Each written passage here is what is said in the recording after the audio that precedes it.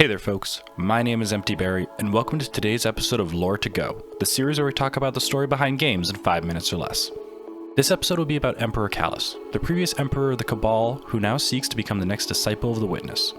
Also, don't forget to subscribe to the channel in order to see more videos about characters and events in the Destiny universe. With all that said, let's jump into it.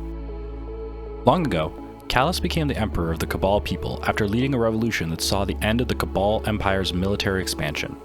Under his power, the Cabal became a center of revelry and hedonism, which was very popular with most of the Empire.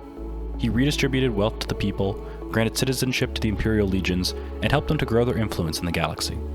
However, not all enjoyed this new way of life, and after centuries of rule, he was unseated by an event known as the Midnight Coup, in which his most trusted allies and family members stripped him of his power and exiled him from the Empire.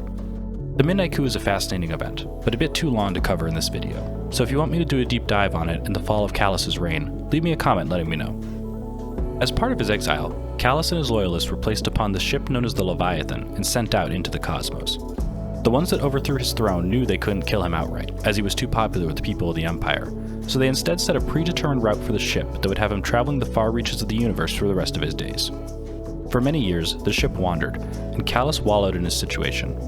However, one day it came up against a vast expanse of nothingness, which shorted out the ship's navigation. Here, Calus states that he looked into the void, and the void looked back.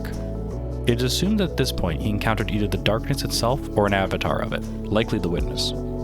He claims to have come to a realization during this experience that the entire universe was destined to be destroyed, and he was determined to be the last one alive before the end, so that all those living would know his greatness. With this new motivation, he took back control of the Leviathan and began plotting his own course. With the Leviathan back under his control, he began to explore the edges of the universe, gathering forces to strengthen his loyalists as he planned to retake his empire. As part of this, he began to assemble an elite group of champions he referred to as his Shadows. These mimic the disciples of the Witness, with them generally being the strongest and most loyal beings of a race he has brought under his control. Calus eventually learned of the Red Legion's plan to assault the Sol System, and decided to head there as well. The leader of the Red Legion, Gaul, had been part of the coup that overthrew him, and he eagerly awaited his demise.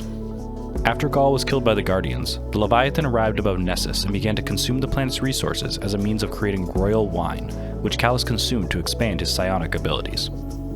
Upon reaching the Sol System and learning of the Guardians, Calus extended an invitation to the Guardian who killed Gaul. He promised them riches and rewards beyond their understanding should they overcome his challenges.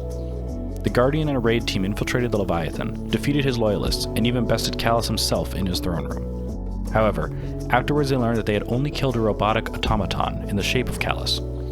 Pleased with their abilities, Calus rewards them while boasting about how he knows the real truth about the galaxy before offering them a place at his side. The Guardian refused, though they would return to the Leviathan multiple times in the coming years to work with Calus to gain rewards. Years later, just prior to the Black Fleet entering the system, Calus and his loyalists left Nessus aboard the Leviathan and went into hiding.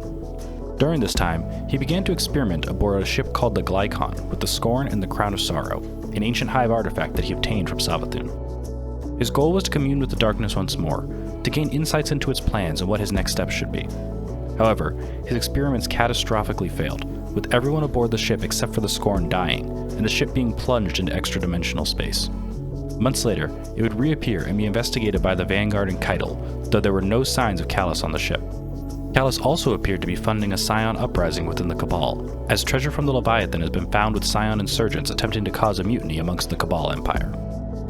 During the season of the Haunted, Calus and the Leviathan have finally resurfaced above the moon. The Leviathan is overrun with loyalists, scorn, nightmares, and the lingering effects of darkness. Calus himself appears to have shed his physical form and is assimilated with the Leviathan itself.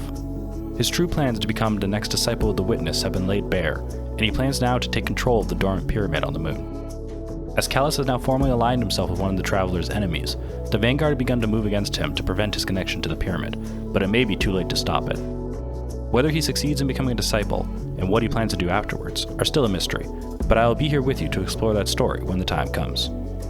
Thank you for tuning in to today's episode of Lore to Go. If you like this video, please like and subscribe to make sure you don't miss out on any future content.